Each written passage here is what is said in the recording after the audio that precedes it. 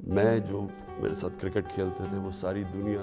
যুক্তরাজ্যের প্রখ্যাত বিশ্ববিদ্যালয় অক্সফোর্ডের চ্যান্সেলর পদে আবেদন করেছেন পাকিস্তানের সাবেক প্রধানমন্ত্রী ইমরান খান। কারাবন্দী এই নেতা সম্প্রতি এই পদে আবেদন করেছেন। এই তথ্য নিশ্চিত করেছে তার দল তেহরিকি ইনসাফ।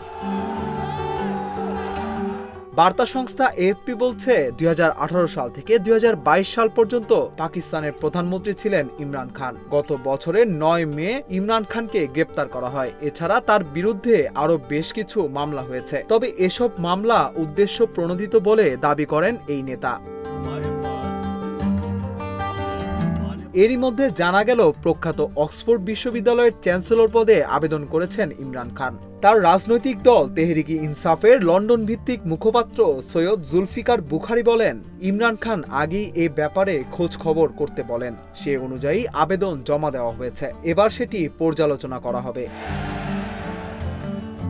সৈয়দ জুলফিকার বলেন, এটি একটি আনুষ্ঠানিক ঘোষণা, কিন্তু অত্যন্ত মর্যাদা সম্পন্ন ও গুরুত্বপূর্ণ। আর ইমরান খান জনপ্রিয় একজন নেতা, তাকে সবাই চেনে। এই পদে তাকে দেখতে আমি মুখিয়ে আছি। সম্প্রতি ব্রিটেনের বিরোধী দল কনজারভেটিভ পার্টি তথা টরি পার্টির সাবেক চেয়ারম্যান ও হংকংয়ের সাবেক গভর্নর 80 বছর বয়সী ক্রিস প্যাটেন অক্সফোর্ড ইউনিভার্সিটির চ্যান্সেলর পদ ছেড়ে দেন। তিনি প্রায় 21 বছর চ্যান্সেলরের দায়িত্ব পালন করেছেন। নিয়ম অনুসারে অক্সফোর্ড বিশ্ববিদ্যালয়ের চ্যান্সেলর নির্বাচনের সময় এই শিক্ষা প্রতিষ্ঠানের গ্র্যাজুয়েটদের সশরীরে উপস্থিত থাকতে হয়। তবে এবার সেই প্রথা ভেঙে অনলাইনে ভোট হবে।